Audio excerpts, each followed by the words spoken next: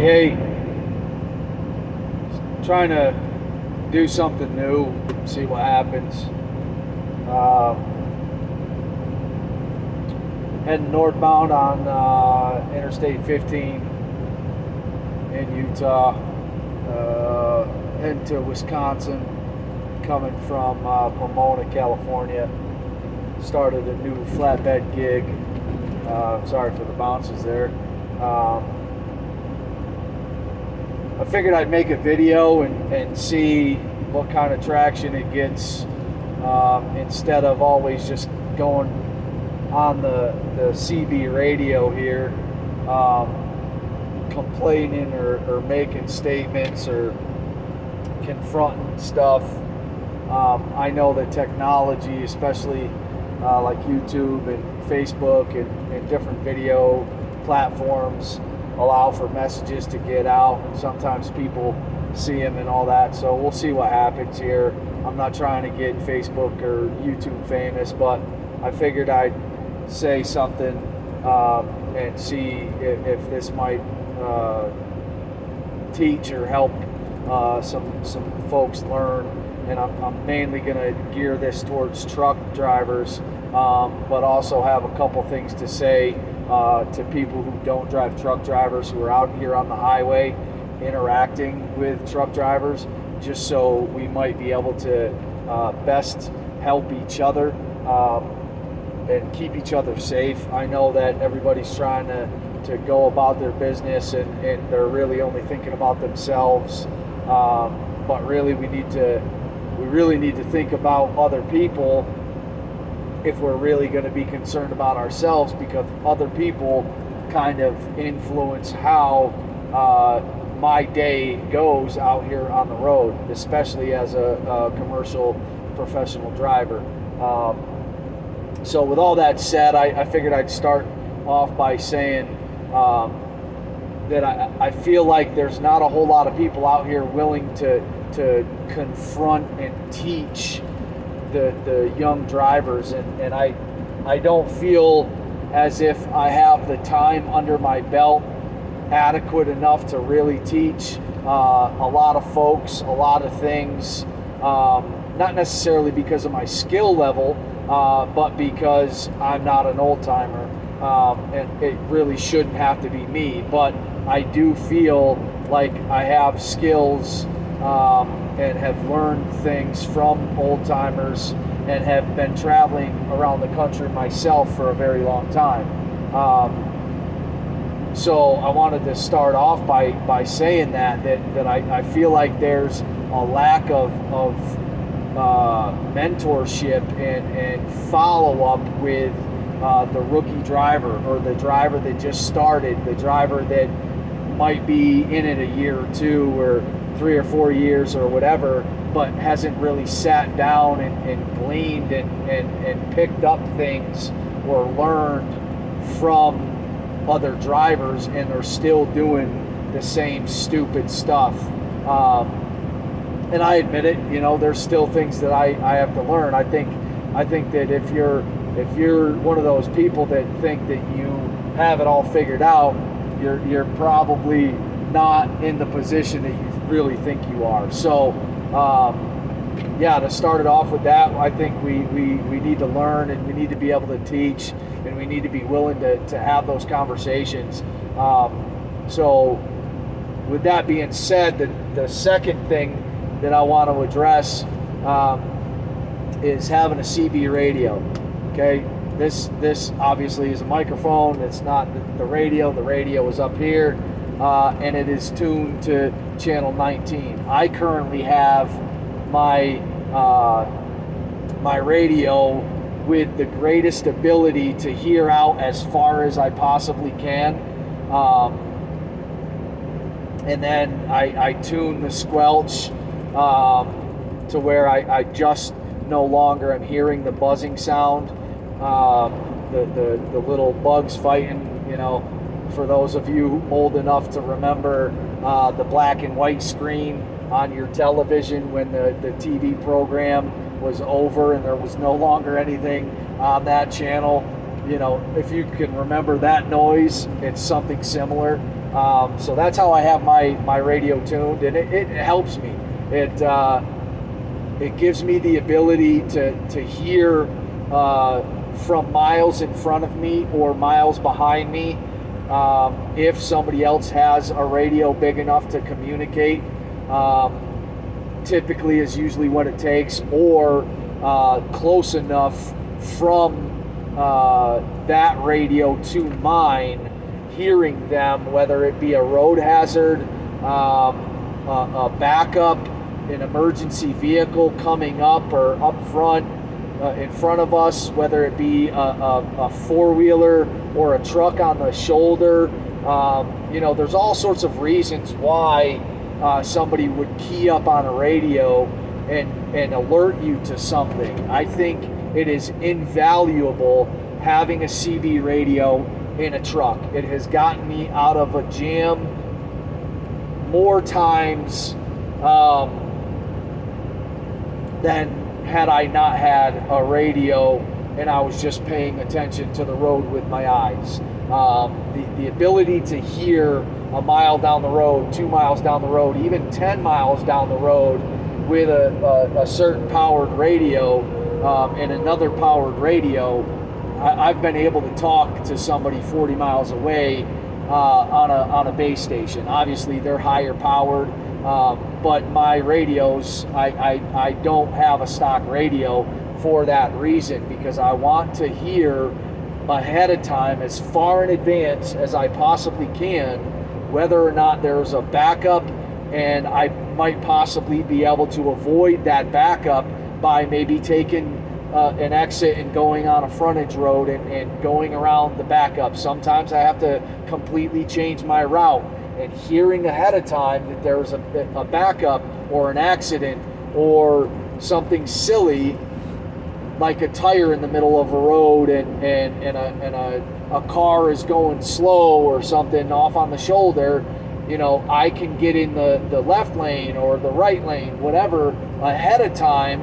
Therefore, when I come up on that road hazard, I don't have to make a quick and abrasive move, and therefore the people around me don't have to adjust their driving to me making that move.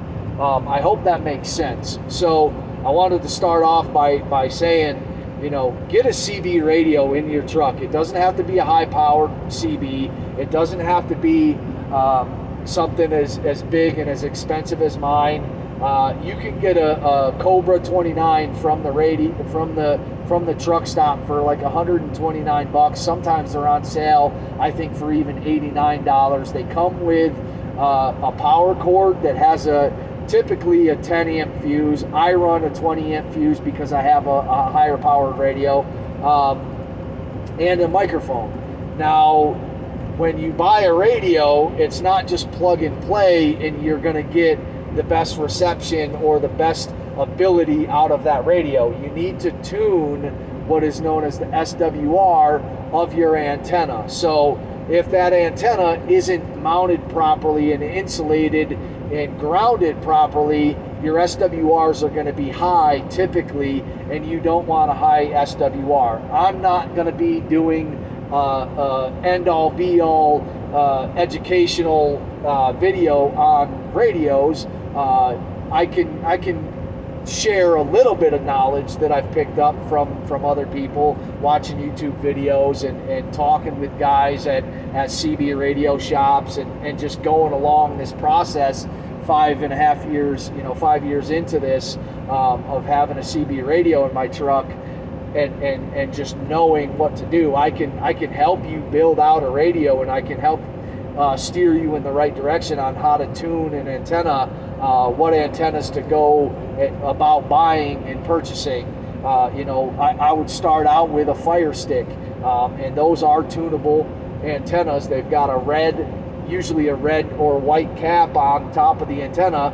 That cap typically pulls off. Some of them you can actually just twist at the top, and that will be sufficient to tune the radio, or the SWR for the radio. Typically you want to be below 2. Anything above 2, and you're really not going to be receiving or communicating properly. Really, 1 is ideal on the SWR, but the Cobra 29 does have a calibrate function, which will allow you to do a basic calibration to get your SWR as low as possible, having the current stock setup of whatever truck you're driving or whatever. I don't recommend using a stock radio mount and coax cable in any make or model, at least of an automatic truck. I haven't driven the W900s or the long nose Pete's or any of that. I've only been in automatic trucks, Internationals, Kenworths, the Cascadias from Freightliner, Volvos. All of the stock radio coaxes for the radios are garbage. They're absolutely garbage. They're not grounded properly, and they cannot carry enough power for you to actually communicate properly and have a good setup. With that said, anything is better than nothing. It's one of those things where you are going to spend money and you are going to spend time at the truck stop or on your home time, or doing a 34-hour reset or something. You're going to spend time and you're going to spend money if you get into this hobby and habit, and you value the information that it will provide for you. Keying up on a radio and chatting, maybe it's 8, 9, 10 hours into your shift and you're getting a little draggy and you need to get woken up a little bit, besides that coffee or the go juice. Sometimes a good conversation will boost the endorphins and stuff, and you're going to get woken up and be able to push on to that last little bit of your drive or whatever it is on the radio. There is a bunch of nonsense that happens on the radio, and I'm guilty. When somebody's doing something stupid, I try to confront it. I try to do it the right way originally, and then there's always these guys that get butthurt and say, they're never going to change, or what's the point of saying anything on the radio? And to me, I think that's just apathy. People just letting everybody roam free without correcting anything is one of the reasons why I'm even making this video, because it doesn't seem like there's a lot of mentorship and learning and teaching going on out here in this industry. And because of that, I feel like the government has stepped in and they're trying to make regulations on this, that, and the other thing, and it's really coming to a point where we're not going to be able to do anything without them telling us, you have to drive 55 miles flat, and that's what every truck is going to do. Like, it's coming to that point because people, in my opinion, people aren't self-policing in this industry. They're not correcting things. They're not teaching. People aren't being willing to learn, sit down with some folks that have education. And when I say education, I mean wisdom, knowledge, insight, because we've been doing this. Be willing to learn, be willing to teach and correct and do it the right way. Don't just sit there on your radio. After you get a radio and you're in the parking lot and you see some dude who doesn't know how to park or doesn't know how to back, or he's having a hard time, maybe he's had a rough day, just like I did. Yesterday was a rough day for me. It was 104 degrees in Pomona, California, and I had to untarp and unsecure one load and then drive an hour, 2 hours from El Cajon, California, San Diego area, up to Pomona after, untarping and unsecuring a load in like 95, 100 degree weather. Went up to Pomona and had to secure and tarp a load in 104, 105 degree temperatures, and I was exhausted.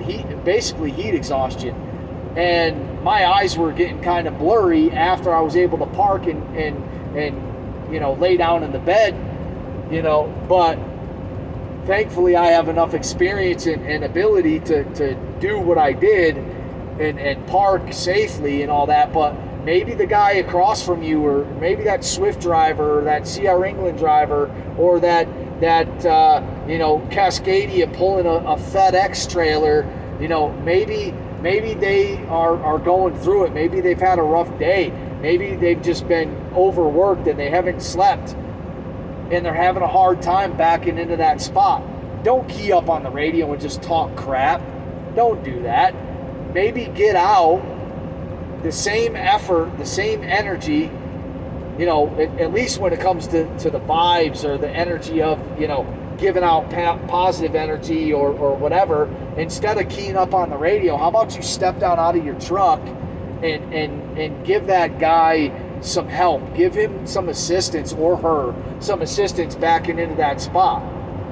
I don't see that very often anymore. You guys are easily, triggered to make a video and post it on Twisted Truckers on Facebook and key up on the radio talking smack. Are you willing to get out and help them?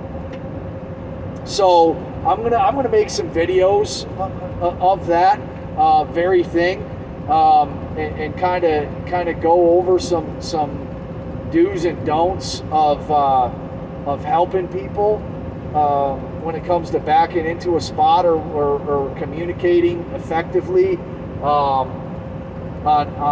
some hand signals. Stop. You do this kind of motion, and you're telling them to switch their direction of their steering wheel. So if they're hard to the left, and they're jackknifing the trailer into the spot, and you go like this, you're telling them to get under it or something.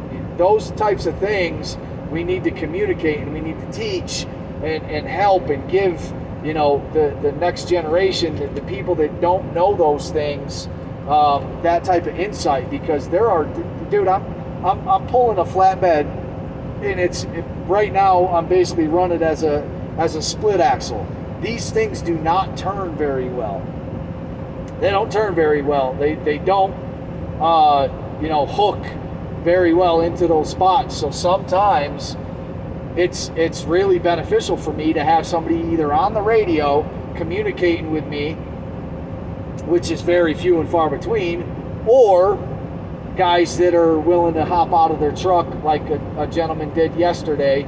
Because like I said, I was having a hard time. I had a hard day yesterday, and he helped me out. For the most part, I had it, but I was also backing blindside into a spot with a split axle flatbed that doesn't respond very well, in an automatic Freightliner Cascadia that loves to jump around a little bit if you put a little too much power to the floor. And sometimes it just happens. The angle of the trailer and truck, the fifth wheel, the connection there, sometimes these things happen. It's not as easy as people make it out to be. And I think communicating is something that we all need to learn and express. So that's my goal, to make these videos and kind of, maybe we'll go and do some other videos about where I am. I'll put a tripod up and you guys can see my drive and where I'm at. Doesn't necessarily have to be educational. And like I said, I'm not trying to get Facebook or YouTube famous or anything, but instead of getting on the radio and bitching to people, which really doesn't get many positive responses, I don't want to be on that negative level. I want to help be a part of the solution, and I think I can teach. I think there's enough wisdom and knowledge that I have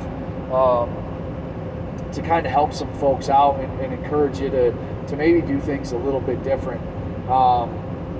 So yeah, let's be willing to learn. Let's be willing to teach. Let's put some CB radios in our trucks, guys. It really is a great investment It can save you a lot of time. It can save your life. It can save somebody else's life. Just real quick before I go, we're reaching the 20-minute mark here on this video, but just an example. I believe it was last year, or maybe it was the year before, but there was a tremendous ice storm down in Texas, and it wreaked havoc. Well, there was a driver who basically ran up over some four-wheelers and another tractor-trailer because he was driving way too fast. I mean, obviously he was driving way too fast. He needed to slow it down and all that. But it also could have been avoided if everybody in that scenario had a CB radio, including that driver, and was communicating, hey, we got brake lights up here. Hey, we got an accident. We got a rear end scenario here. Back her down, back her down.